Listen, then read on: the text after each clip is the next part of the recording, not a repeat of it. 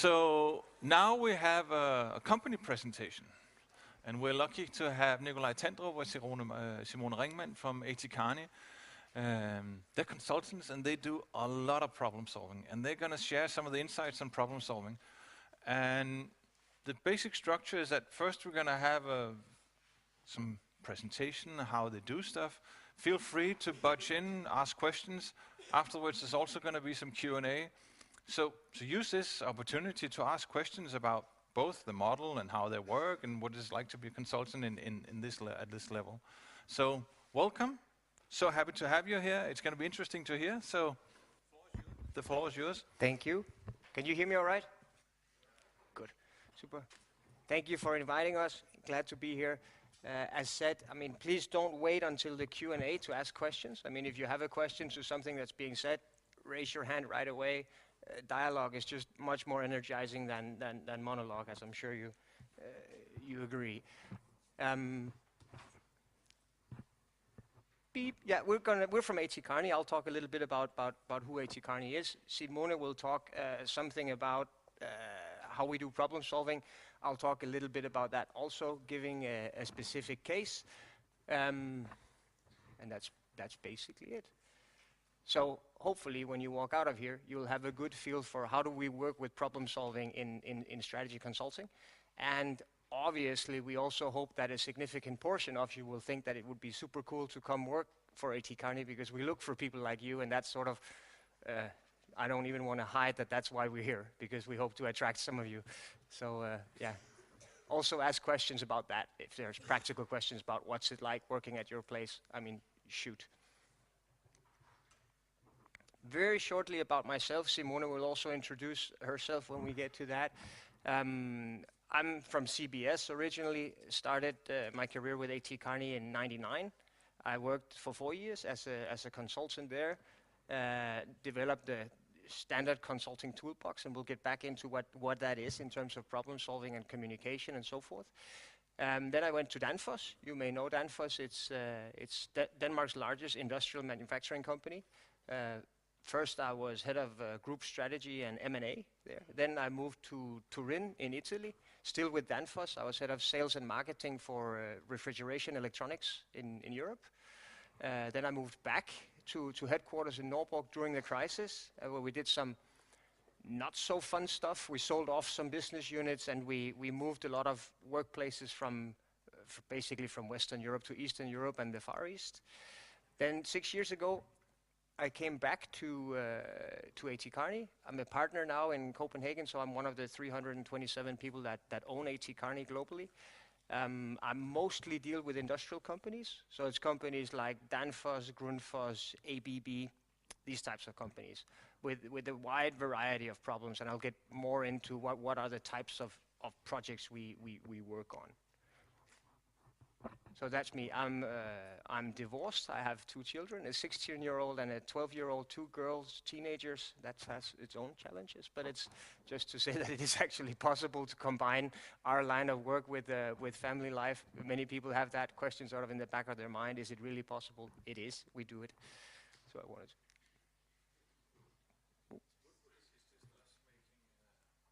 Okay, but I can.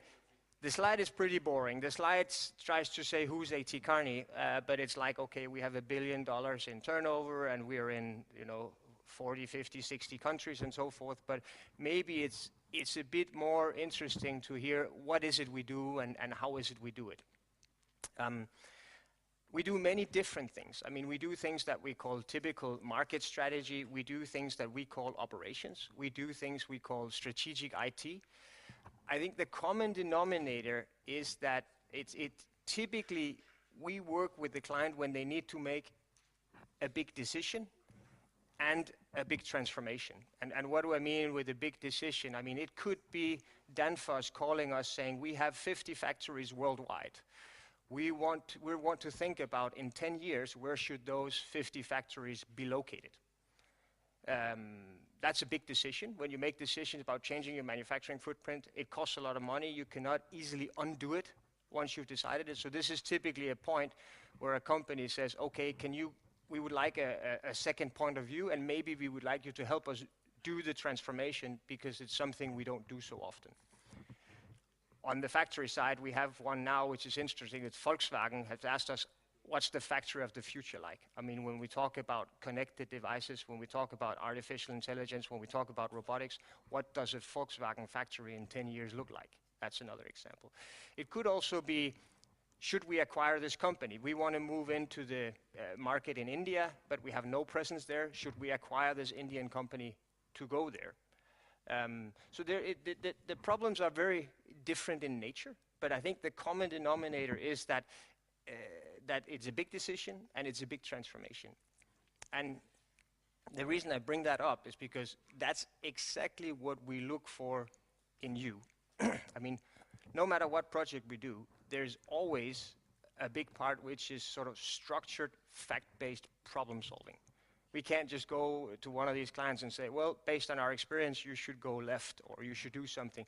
I mean, we always have to do a significant bit of analysis, and we have to present a fact-based recommendation for why we're suggesting the action we suggest. That's one half. The other half is, I mean, we need to, and that's the collaborative word there at the bottom, which is extremely important. I mean, we need to make sure the transformation happens together with the client, right? Because a recommendation which ends up on a shelf, it's not worth much to the client. It's not very motivating for us to do. I mean, obviously, we like to give a good recommendation that is sound, and we also like to see that that happens in real life. And the only way transformation happens is when you develop the recommendation in close cooperation with the client, and you can motivate them and you can walk hand in hand with them, at least on the first part of the transformation journey. So basically, we're looking for people, and the work we do is about structured problem solving, and you're good at that.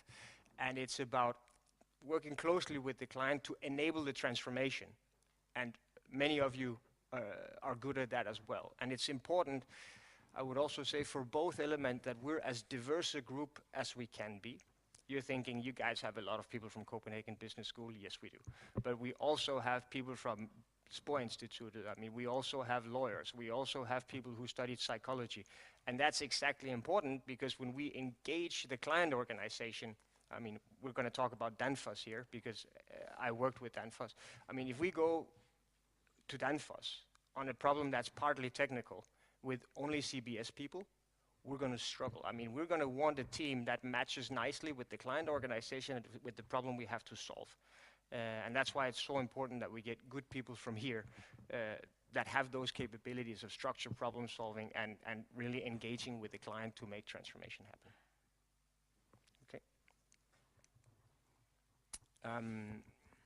Who we work with, I think very shortly, I mean, we work typically with rather large companies, but in more or less any sector imaginable. We don't do so much with the public sector. US Defense is a big client of ours, and then in the Middle East, we also do quite a bit with public sector, because much of what is there is public sector. But generally, we don't do much with public sector. But apart from that, I think we cover the plate pretty well, working for many of the larger companies.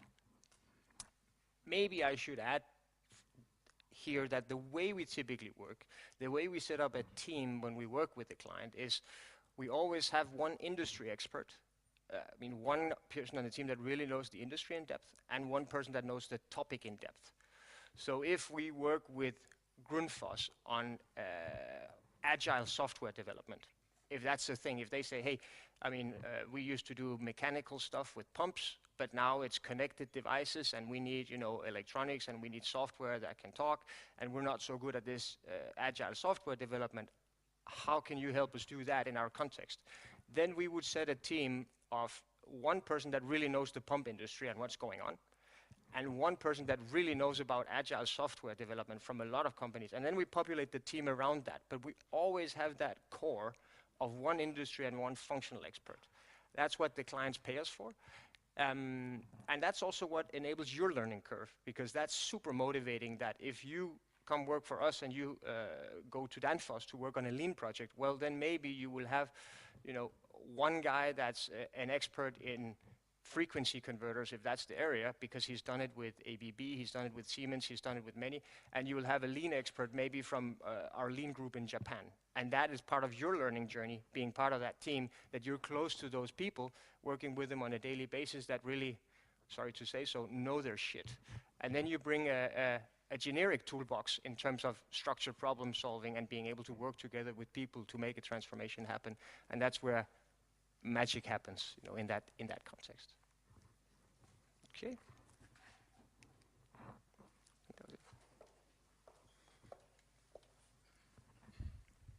Good.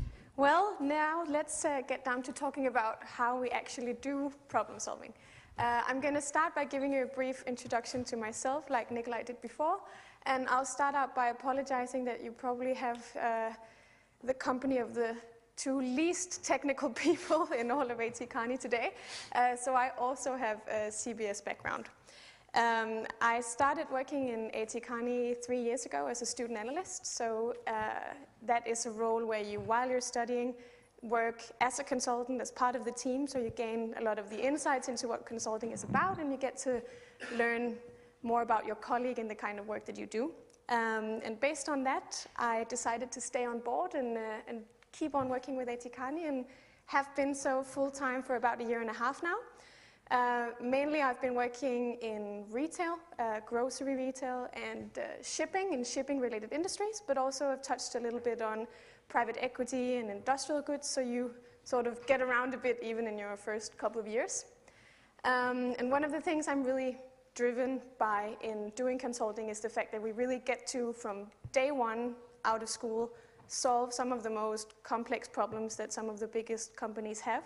And you can really feel that even when you start on your first week, on your first project, that you're really making a difference to some of the companies you used to only read about in the papers. So that's pretty cool. Good.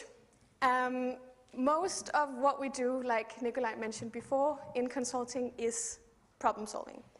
And one of the key words that he said in his presentation before is structured.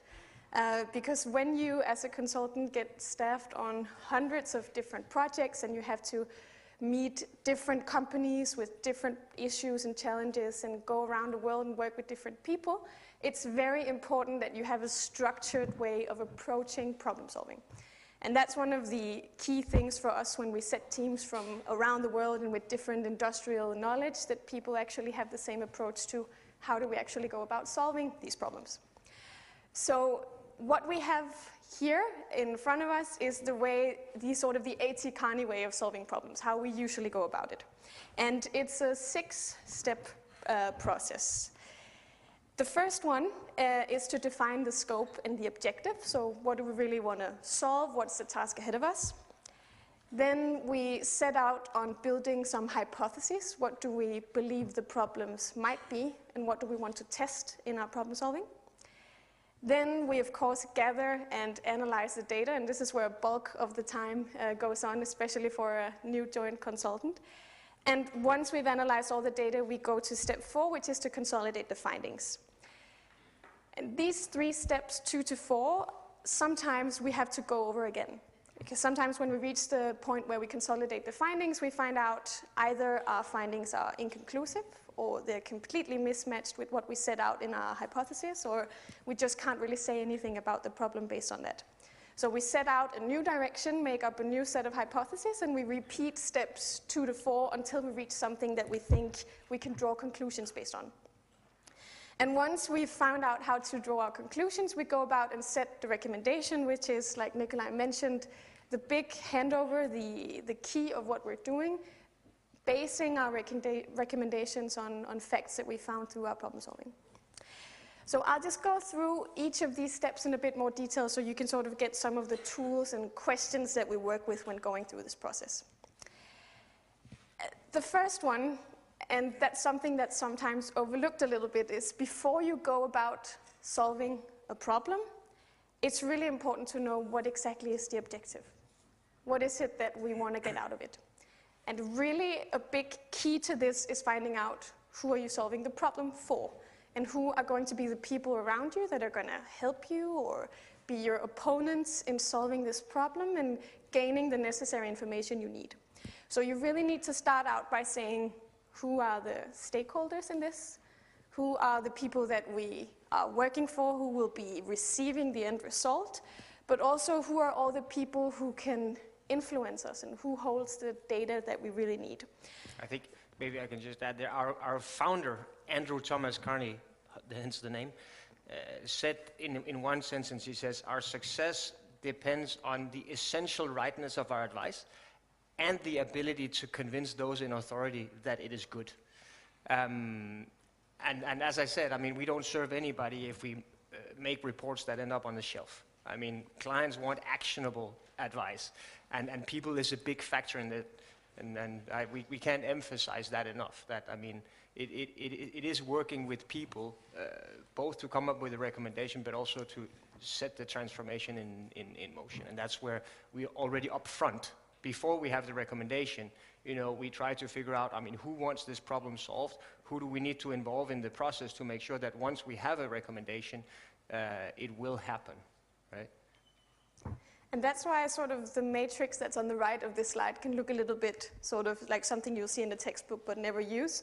But it's actually quite practical, and it's an exercise we actually often do when we get to a new client. We sit down and say, all of these people are the people we're going to interact with. How do they feel about us and what we're doing? And is there something we can do to sort of influence that? So the people who are up in the top right corner are allies. They will be the people that we make our ambassadors to ensure that the people who are our opponents will get on board with actually helping us in this process. And of course, that can be a little bit difficult and sometimes sensitive to think about how are these people going to react to us, but it's really valuable exercise in finding out how do we go about solving the problem. So once we've defined the scope and the objectives that we have, we do a hypothesis exercise. And sort of building hypotheses and gathering data to analyze them, that consists of 3 steps.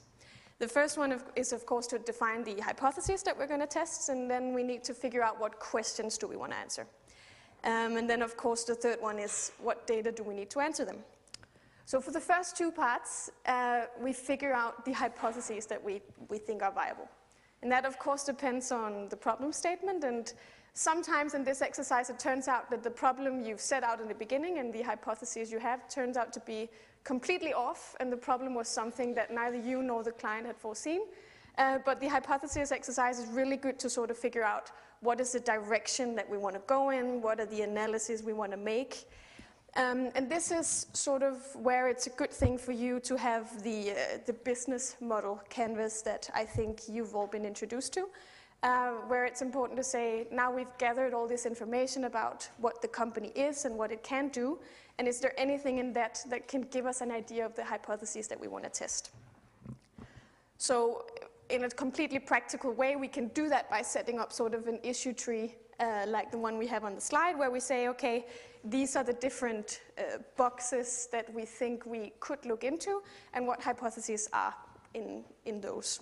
That could be like up here, that the value proposition needs to be changed because large customer groups have been lost due to an unhealthy product portfolio. And that might, like I said, be completely off, but it's a starting point for the analysis. So once we know what we want to test, we need to figure out what is the data that we're going to need. And it sounds very easy when we put it up like this on the slide. What data do we want to collect, and what will be the most efficient method of doing that, and how can we sort of present and analyze the data? But this often takes up a bulk of the time actually figuring out not only what data do we want to have, but also what is the available data that we can get, and who do we need to talk to get it, and what do we do once we have it. And this is, like I said before, very much the bulk of the practical work often, because this is where you actually find all the hidden gems that is lying around in the data the company already has and the data that you gather. Once you have gathered all the data and analyzed it, and of course it's difficult for us to go into saying how do you analyze the data, because there are millions of different ways to do that. That's all about figuring out, based on the objective and based on the hypothesis, what are the correct analysis. And often that also depends on what is actually the data you have. it's a constraint that I think you often meet, that the data you really want and that would be perfect in solving the problem is exactly the data that you cannot have. So it's important to figure out how do you go around that. But almost all the time we end up with data, and we end up with some very substantial analysis based on that. Once we've done all these analyses, it's about taking all of that and boiling it down to what are our findings. We have, like you see in the graph up here, data can be inconsistent and unclear, and it's all about bringing that down to a tangible level and saying all of these Excel sheets that we've made, what can we find based on that? And once we've sort of outlined what are the findings, we go to the deeper level, which is drawing conclusions. So if we actually find that the largest customers don't really think that the product portfolio is fitting with their current needs, well, that we can draw a conclusion that we need to alter the product portfolio. So it's going from all the data, which in this case could be a lot of customer interviews, or it could be data on what are the trends in the market, what are other large customers going for, and then going down to saying, okay, we actually find that large customers in the market are not going for the kind of products we have, and the trend is that they're moving towards a completely new type of product. Then our conclusion would be, all right, our product portfolio is not sufficient, and we need to change it to go towards what larger customers actually want. So it's going from something very large and unclear to something very tangible that can be then turned into recommendations for the client. So like we see in this very primitive picture on the left hand of the slide, data are these huge bulks of everything we gather. Our findings are the specific things that we can state based on this. Our conclusions are sort of, okay, so what do we make of this? What is the 2 lines under the result in this case? And the recommendations are then, now we've made some conclusions, what do we actually want the client to do? And that entails thinking, based on this, what are the actions the client can take? Using the previous example, is it launching a new product, or is it changing some of the products we already have? Or should we just go and target a completely different customer group? And once we sort of have the recommendations, it's building everything that's around it, meaning what would be the actual plan of doing this, what are sort of the resources we would need to do it, but more importantly, and oftentimes what the client really wants to hear is, what would be the benefit of doing it? So if we think that we should go out and launch a completely new product, what can we expect to gain from this? So once we follow this path of problem solving, we go from something that's very intangible, very large, and oftentimes we can't really define if that's the actual problem, to going to something that's a very concrete recommendation of what should the client actually do and how will we help them do it. And that's the problem solving process that we use in A.T. Kearney. Thank you, Simone. I hope it's fairly clear. I mean, it's a little bit abstract, obviously, when it's... Yes, please.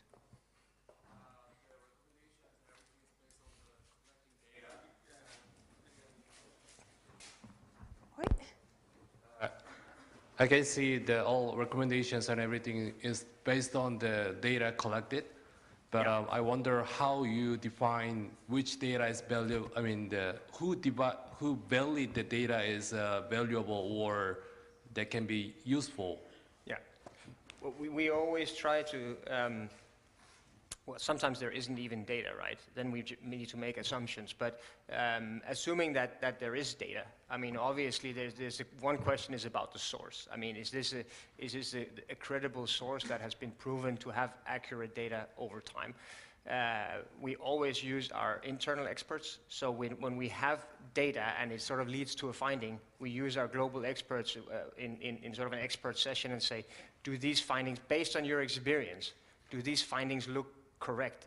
Does it look like a credible answer, right? And we also often use external experts. So there are these expert networks like GuidePoint and Gerson Lehman Group and so forth, where you pay by the hour for access to specific experts. So if we don't have them in-house, we often have them in-house. But then we actually contact these groups and say, okay, we need to talk to somebody that knows about these companies or this problem or whatever it is, and then we pay by the hour for expert interviews, and we use that a lot to actually both for hypothesis creation, but also for validating data and findings if we're not 100% certain. So we do everything we can to cross-check data and recommendation by reaching out to experts. And sometimes, again, I mean, there is no data. So you just have to ask people that may know. And of course, the more you ask, and we sort of keep asking until we get a pattern, until we can say, okay, now we're pretty comfortable. We've talked to enough people and they all share the same view, then probably that's the best we can do, right? If there is no data. Just giving a concrete example of this type of problem solving and how it could look like. I mean, you're never going to guess who Danheat is, but Danheat is a Danish company in heating and refrigeration and motion control. And in their heating division, at one point, they have this problem that they're not growing. I mean, their whole portfolio is based on oil burners, radiator thermostats, nice products, but all technologies that are very mature, and there's not much growth. So the big question is, I mean, how can we get growth by introducing some new products into our product portfolio that may be more future-oriented, may be more oriented towards renewable energies, and so forth. And very concretely, the question becomes, should we go into the business of geothermal heat pumps? And then very close to that is the question, if we want to go there, because we think it's an attractive place to be for us, how do we do it? And in this case, it's should we acquire a specific company that's already active in this market so that we get access to it? So that's sort of the overall question. And this is very typical for us because when a client is going into a market, they don't know well themselves because they've not been in it. This is an obvious place to say, let's get a hold of some advisors who actually may know this market and can help us think through it because it's a big investment, so we want to be sure we get it right. Then it starts, as Simone pointed out, with the hypothesis. What are the sub-questions to be able to say, yes, you should go into this market and you should acquire this company? I mean, what are the questions below that we need to answer, and how can we detail that out? And the strategy canvas is an excellent start to say, okay, if I want to answer that question, what are the things I need to know about routes to market, about what customers are in this market and what do they value in terms of value proposition? I mean, should we partner if we don't make an acquisition? Is there a company out there we could partner with? And so forth and so on. So the strategy canvas is an excellent holistic framework to actually start thinking about, if I want to answer this, what are all the things that I need to think through before I can go back to my client and actually have a point of view on it? So we've made an example here, right? But it's just one framework. When we do the hypothesis building, I mean, we use many frameworks. We use strategy canvas, we use 5 forces, we use SWOTs, we use we use Kotler's 4 Ps from marketing, so many different frameworks, and then we really use the team to say, okay, this is a team exercise. This is not one person going away with a framework and coming back with an answer. This is a team exercise, building that structure for the problem solving. And here is an example of the outcome, right? Where you basically say, okay, is this company a strategically attractive acquisition? Well, you could break it down into 3 overall questions. Is the market attractive? Is the company we're looking at in an attractive position in this market, and are we the best owner? Because, of course, going into a market, buying an attractive company, if you can't add any value to it, you're just a passive investor. And here we're working for an industrial company. They're not a financial investor. I mean, when they buy things, it's because they want to do things with it, because they believe they're better than, or can be better, than the ones that are already operating in this market. But even this question is difficult to answer. What do you mean by an attractive market, right? Then you go to the next level and say, well, the market is large and growing. The market is profitable. The technologies we have here are in a strong position, so geothermal heat pumps relative to wood burners, relative to solar, I mean, relative to the other alternatives out there. What's really driving this market and this technology forward? Now we're getting to the point where you can actually do something with it, right? Here we can actually say, Simone, could you please go out and find out in Europe, how big is this market? I mean, and how much has it been growing over the past 5 years? And what are the things driving the growth, and what's the outlook for that?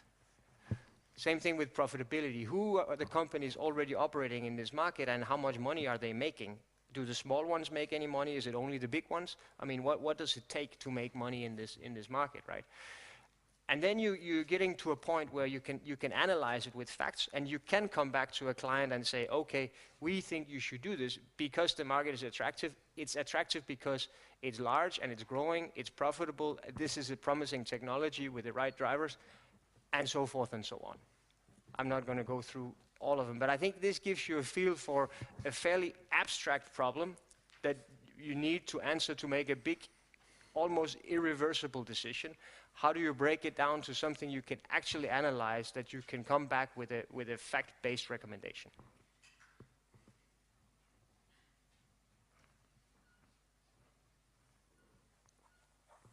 Comments, questions, anything? Oh. I mean, this is really the bread and butter of case analysis, so anything? Yes, and this is actually, I use this, yeah.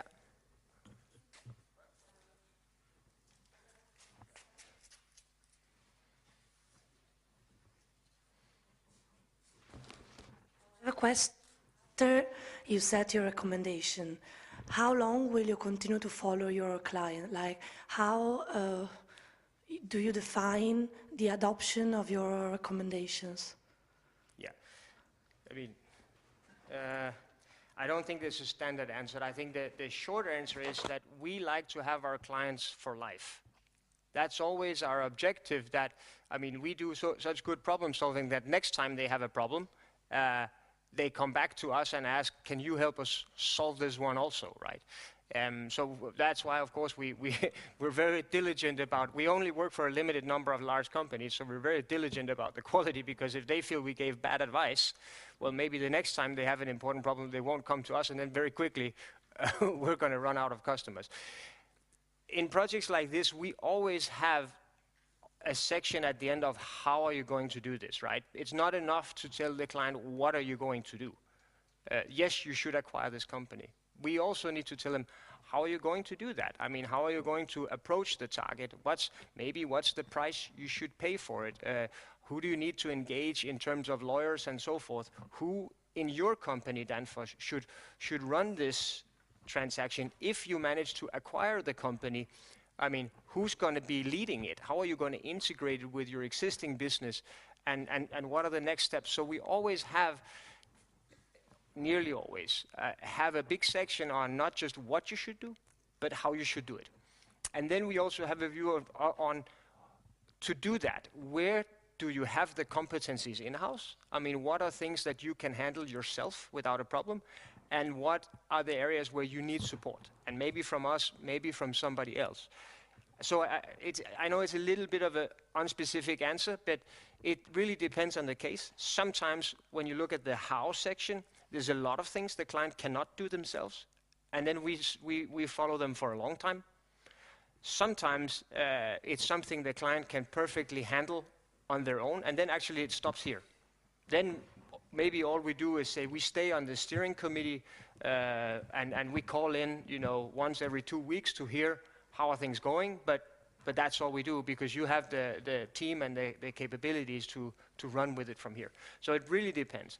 But very specifically, our projects last from 3 weeks, which is typically if a financial investor wants an opinion on something they're looking to buy.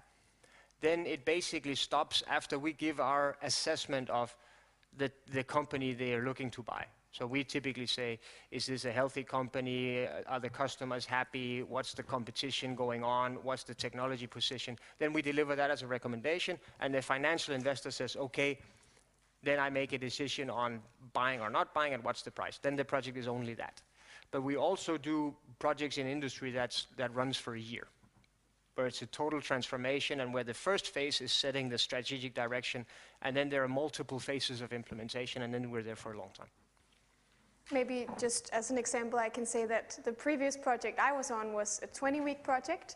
where we started completely from scratch by saying we want to figure out a new strategy for this retail company. So we were there for 20 weeks. We did all of this that's on the board right now, and we defined a strategy. And then in the end, we set out, like Nikolai said, all the KPIs for what does good look like when you implement this. And that was the end of the project. Whereas the project I'm doing right now, the strategy has already been set out. It's been developed, and all the KPIs and the path forward is clear. But what the consultants are doing, what we're doing with the client, is working on how do they actually implement it and how do they move forward. So it's very different from project to project. Yep. Yeah, there's a comment here. Yeah, I'm just wondering why you both chose A.T. Kearney over other strategy consultants. Yeah. I think it's pretty simple, and I think our competitors, or at least many of them, will say exactly the same thing. I mean, you need to meet us and the others, because we're not that different. I mean, we work for the same clients. It's often the same projects, right? I mean, our clients often invite 2 or 3 of us and say, how would you solve this problem? And then they pick the one that put forward the best proposal for solving it and the best team. So we work for the same companies on many of the same projects, and we hire the same people. So the nuances really, in my view, are in the culture. And the best way to get a sense of that is meeting the people. That's what I did. I mean, when I decided, I had an offer from BCG and I had an offer from A.T. Kearney, and I chose A.T. Kearney purely because the 6 people I met through the interviews at A.T. Kearney I connected really well with. And I think it sounds basic, but I still think it's the best parameter, because if you go into this industry, you're going to be working a lot of hours. You're going to spend a lot of time with your colleagues, right? And also when you're tired, and actually being with the people that you really like, that you feel, okay, I mean, these are people I want to be with. That's the most important. The learning you're going to get at McKinsey, BCG, Bain, or us is very similar. But there are subtle differences in the culture. Kearney is a little bit smaller than the others. I tend to think that gives us more of a family feel, that we're closer. I know everybody in the office. I know them very closely. I can feel, if somebody's having a stressful period, and we can take as a team good care of that. If you're in a bigger place, maybe you're a little bit more a number in a machine. But it's, again, then some people like the bigger organization because there are maybe more different things to do. I don't know. But so there are things about, do I want a bigger place or do I want a smaller place where I'm closer with people? But by and large, we do the same thing. So choose by the people you meet. Thank you. Now, since you're very bad at keeping it short, you stole all my good points. But I think if I were to add something, it is that I think actually A.T. Kearney is special in a way, especially in the Nordics, that it's actually a combination of small and big. Because we have the global company muscle. That means that if we need an expert on something completely obscure like fish feed or Japanese wind farming or whatever, there is someone, and we can always call in someone, and we get to go abroad on interesting projects, and we can go work in different offices around the world. But the Nordic unit is so small that we really have that kind of family feel and very close-knit. So you're not a number in the machine, but you're part of a global company, which is pretty cool. There's a question up here. Yeah. About the solution part, do you find only one solution, or do you find 3 or 4 solutions, and you leave it up to your client to decide what he will do? Yeah, we always work with options and scenarios because we want to avoid groupthink. I mean, sometimes people can very quickly in a room agree on what's the right way, and then they become blind to what are the alternatives. And there's also a tendency that people think current out. So they look at the historic developments and then they put a ruler on it and they extrapolate it into the future. And to avoid that, we always try to force future in. So to say, let's not look at what has happened, but look at what could happen based on some of the things we see. And we always try to work through scenarios and alternatives to exactly avoid that. Very quickly, we take current out and we very quickly agree on the right solution. We don't want that. Then, I mean, it does happen that it's so clear what you need to do that when we go back to the client, we say we considered alternatives A, B, C, but B is by far, the preferred one. Sometimes it's close. And sometimes, I mean, it does happen that we put forward two and we have a preference, and the client says, we hear you, but knowing our organization and what we can do, what we can execute, we go with the other one. And that's perfectly fine, right? That's the way we're supposed to interact. Thank you. There's a comment over here. Thank you. Hi. My question is related to one company acquiring the other. Recently, last year, Qualcomm tried to acquire NXP Semiconductors, but they ran into some antitrust laws problems, and the Eurozone stopped them from buying NXP, and now the thing has been hanging for more than 8 months now. So in this scenario where Dan Heath is trying to acquire Thermia, if something like this happens and a lot of money and time has been invested, would you suggest your customer to go back and buy some other company or try to solve the lawsuit? It's difficult to solve a lawsuit with antitrust. I mean, we would also, so there are many components in the answer. We would always have a view on what's the likelihood of pulling off a deal. And it's a little bit technical, but the antitrust authorities look at something called a Hirschman-Herfindahl index, where they look at market shares. And if the combined market share in a defined market without substitutes becomes too high, that's where the competition authorities or antitrust authorities go in and say, hey, we're concerned about this deal. So we try to have a view on that before, right?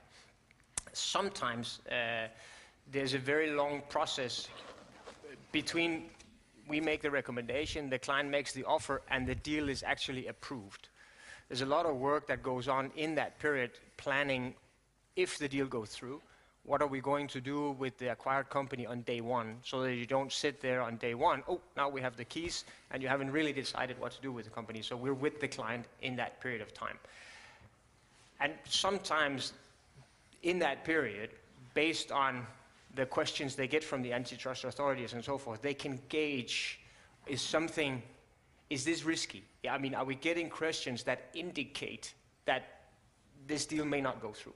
And then, of course, immediately, I mean, we're being asked, okay, what were the alternatives? If we don't acquire company B, are there other companies we can acquire? What does the greenfield option look like, and so forth? So then, typically, yes, we're involved in thinking through the alternative.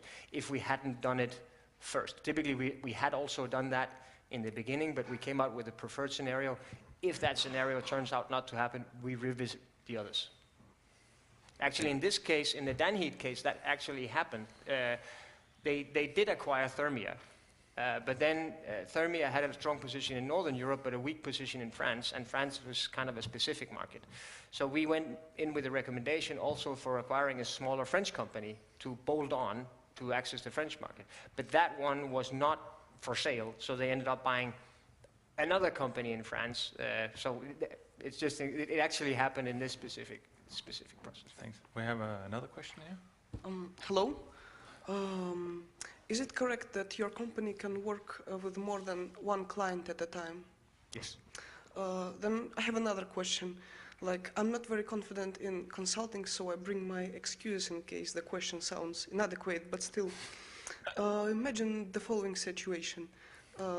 You are working with two clients, and these clients have produce similar goods and have similar customer segments and value proposition. And it turns out that these two clients are competitors. So what will be your strategy? Like, is it scenario? How will you solve it? This happens all the time, and it happens all the time to us and to all our competitors. And we cannot limit ourselves to work with only one client in an industry. That would just rule out too big a part of the accessible market. So we've developed over time, I think, some very clear methods with Chinese walls where we say, okay, if we work for competing clients at the same time, we have transparency about it, so the clients know. And we have separate teams with Chinese walls, so they cannot share any intel. There cannot be people or experts working at both teams at the same time. So we work a lot with transparency towards the clients, that this is not a surprise to them, and and Chinese walls. I have to say, though, that the reason clients often choose to work with us is also that we have learnings from their competitors. And we need to be very careful about how we leverage that, right? So let's say you work in consumer retail in Denmark. You have Dansk Supermarked, you have Dagrofa, you have Coop. That's it, right? Then it gets very tricky. So there we typically would take an approach that we say, we only work for one at a time. And then we make very clear, you know, when that's running out and when there are no projects, we tell the client, look, now we don't have much work with you. We need to be able to work with the others. And then that's accepted, right? That's normally accepted by the clients. But if it was in a different market, so it could be that we were working for Dansk Supermarked and what do I know, you know, Norgesgruppen would want to work with us in Norway. Then we tell them, look, we're doing this because there's some overlap, but there's not direct competition. Then typically we can do it at the same time. And the clients are a bit, because on the one hand, they want all the knowledge we have from their competition somehow, but they also, of course, don't want we share their knowledge and proprietary information. But we, fortunately, over time, I mean, we've developed some pretty waterproof systems for doing that. Thank you. Question here? Yeah, a more kind of everyday question. When you selected the team and you've gone out and you've run through your solving techniques as you've so nicely described today, what happens afterwards for normal consultants or associates? Is there a downtime afterwards? Are they immediately on a next project? Is there ad hoc involved? What does that kind of intermediary period look like? Simone, maybe you... Yeah, sure. The answer is it depends. But usually when you finish off a long project, there will be at least a week in most cases where until you're staffed on your next project. So that's what we call beach time, because we relax and chill out and enjoy ourselves. Not as much as we do when we're on a project, of course.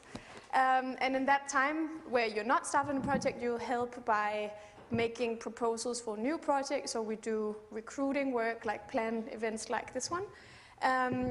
But often, and especially right now, in A.T. Kearney in the Nordics, we're very busy and there are lots of projects. So when you roll off one project, one of the last days of your current project, you'll get a call of where you'll be shipped off to next time, so to say. So right now there's a lot of turnover, not a lot of downtime between projects, but there's plenty of stuff to do when you're not on one. And it's always a tricky balance, right? I mean, I can be very open and say the key to profitability in our industry is obviously how much of your consulting time can you invoice. So as partners and owners, our interest is basically that there's as little in between time as possible because it improves our economics. However, I mean, if people get burned out, I mean, we're a people business. The last thing we want is people saying, hey, I'm going to find a different job in industry because this is getting too intense, right? So of course we need to manage this work-life balance as well as we can. Right now we're struggling because we've been over a year or so extremely busy. Then we try to work in the project and say, okay, how can we, if people don't have time in between projects, how can we try to make systems where you still have downtime while the project is running? So instead of spending 4 days a week on client side, can we reduce that to 3 days? Can we make some rules that if your project is in your hometown, you go home and eat twice a week? What can we do? So, but we're struggling with this all the time, right? We want to be as busy as possible with clients, but we also want to ensure that people have a healthy work-life balance and that they're happy. Thank you. Question there? Can you show some example of the good and bad companies? Like one company is so stubborn and arrogant, and they're the best and not accepted your suggestion and didn't change. Nope. Of course, such company never ask people around, you know, and the other way, one company accept and challenge themselves and result very good, you know, in the end. No, I would rather not. I mean, we work with companies that struggle and we work with companies that are successful. And we try to love all our clients, right? I mean, they have a legitimate problem. They call us because they want to work with us and we want to help them solve their problem. So I don't want to point to good ones or bad ones. I will say, though, that it's often more difficult working with the ones that are doing extremely well, because they have sometimes an inflated sense of self. And you know, when you're doing extremely well, you know, you're not so perceptive to threats and to where you need to improve, and that makes our life more difficult. Whereas if you have a client that's really struggling, they have a burning platform, they know they need to change something, that sometimes makes the collaborative environment for us easier. But I don't want to point to specific companies. Thank you. Other questions, comments? Yeah, it's down here. You said you made teams. How large are these teams usually? Let's say you have a large client, something you would consider a large client. How big a team would you put together? That's a big project for us, I would say, is anything with more than 10 consultants is big. Standard is probably 3 to 4 people. That's probably the most common size. Sometimes we have a bit smaller, but we don't do body shopping. So if a client calls me and say, I would like Simone for 3 months, I say no. I mean, that's not what we do. I mean, we're not an HR agency, and that's not typically not why Simone joined consulting, because she wants to sit alone at a client. She wants that experience of working with the team on a project setting. So 3 as the smallest. Anything more than 10 is a big project. We do have projects with 20, 25 consultants, but that's really big for us at a time. Thank you.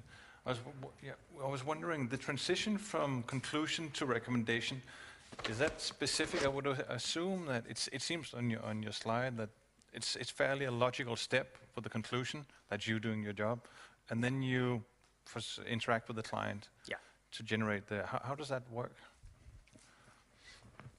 Yeah, I think there are multiple things. I mean, I think one thing is that from conclusion to recommendation, as I think you're correctly hinting at, is that has a lot to do with the execution capacity of the client. I mean, what's their financial capability, how much risk are they willing to take, but maybe most of all, I mean, what are the human resources or the people they have that need to pull this through? But it's not at a sharp point in between conclusion and recommendation. It actually happens throughout, right? It starts with understanding your stakeholders and what do they want. And then there's a lot about involvement in the process. So you get a good feel for where is it the client want to go, what is it they can do. And then, of course, the sessions before the final recommendation, where you really work through the scenarios and the options, they're very interactive, and there we always have the senior stakeholders from the client. And that's where you filter out things that don't work with their risk appetite or their execution capacity. So it's really built in throughout the process, I would say. But that is the thing. I mean, you could make the same conclusion to many companies, but we never do. Actually, the example, if we work for 2 almost exact competitors with 2 teams with Chinese walls, I mean, we often see that they come up with completely different recommendations. And that's a little bit bizarre, right? Because you're thinking, well, if it's just fact-based problem solving, and these guys don't talk, and they're looking at the same market data, and they're interviewing the same customers and so forth, why would they come up with different recommendations? But that's exactly that. That's in that, what's the execution capacity and risk willingness and so forth of my specific client, and that differs. That differs a lot. How do you assess execution capacity? I really like the concept.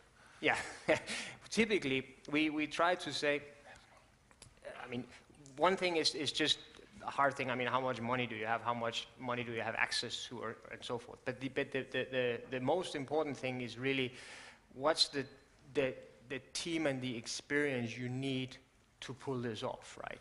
So, and that's, do you have the people? If you don't have the people, can you train the people you have? If you can't train the people you have, do you need to recruit them? If it's a one-off, maybe you can use consultants, but if it's something you need to do over and over again or over a long period of time, maybe that's not a good solution, right?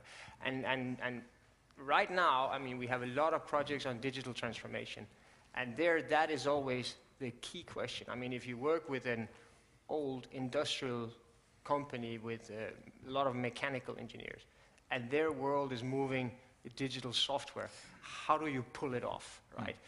And there we talk a lot about ecosystems and partners. And actually part of what we do is trying to figure out, okay, if you need to make a big change here, You don't have the people, you can't train the people, you can't recruit the people. How the hell, if it's paramount for success in your market, how do you pull it off, right? And that's a whole new, this ecosystem partnership is a whole new area of complexity that we're really digging into these days. Interesting, thank you. There's one, maybe the last question.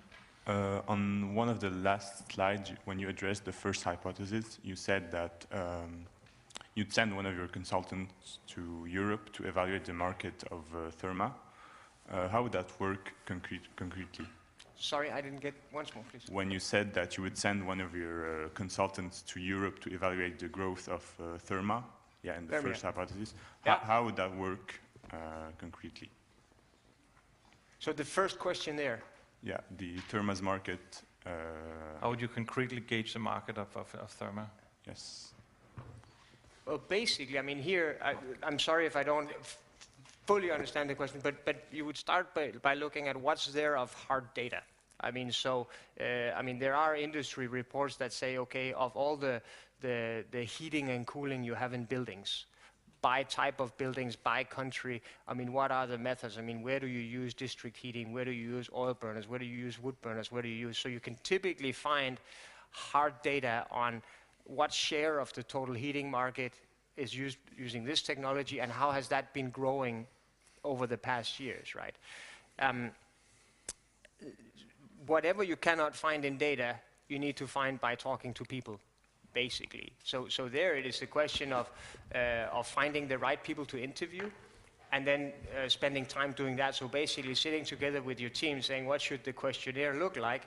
What are the people we need to talk to? I mean, how many users do we need to talk to? How many people in the distribution channel do we need to talk to? What are the geographies we need to cover? And how many people does it need to be before we can say we have a solid answer? And then it's just finding the people in AT-Kearney with the right language capabilities to start doing those interviews. I mean, that's really the way it goes. Oh, thank you. Then one last question, and then we are wrapping up. Okay. You said that you don't work so much with the public sector, but you work with the U.S. Defense Department. Yeah. So why Defense Department needs your advice? And are you the one that the Defense Department would go to help with their image? Maybe. With their image? No, we don't. we don't do any image consulting. I mean, typically, what we do is, the U.S. Defense have been a big client for us always, and I think it's, or not always, but for a long, long time. And I think it's because our original strength, when we were founded in Chicago, we worked with heavy manufacturing companies in the Midwest. I mean, so automotive and so forth. That's deep in our DNA.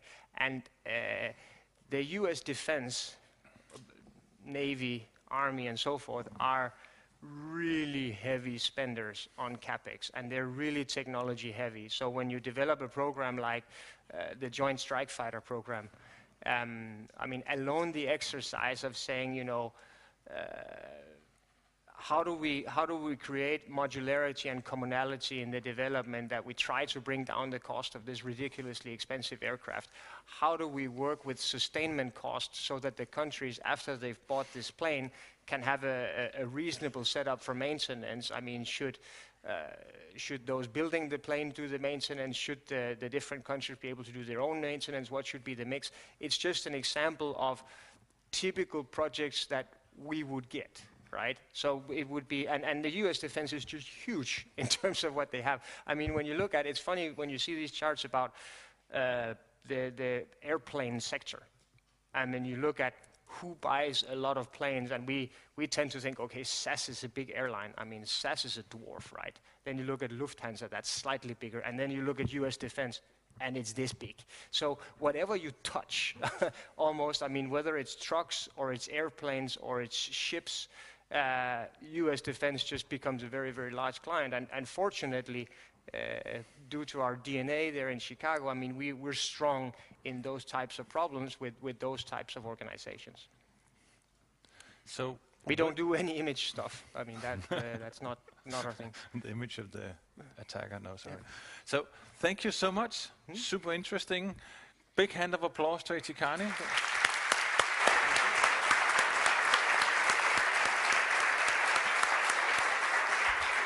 And we're gonna take a 10-minute break, so 1:15. I think if we're allowed to make 30 seconds of advertising before we leave. We have a pretty cool event coming up on the 16th of March, which is what we call the shooting and networking event, because school shooting didn't sound so good.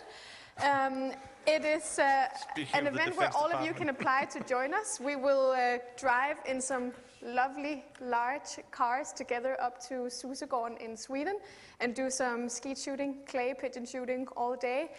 You'll get to hang out with the consultants, both types like Nikolaj and myself, and then we'll spend a fun day together in Sweden and go back home together and celebrate afterwards. And you should all apply by just going to our careers page. It'll be really fun. It tends to be. So please apply if you think it sounds like fun. Getting to know the people you're going to work with is a great idea.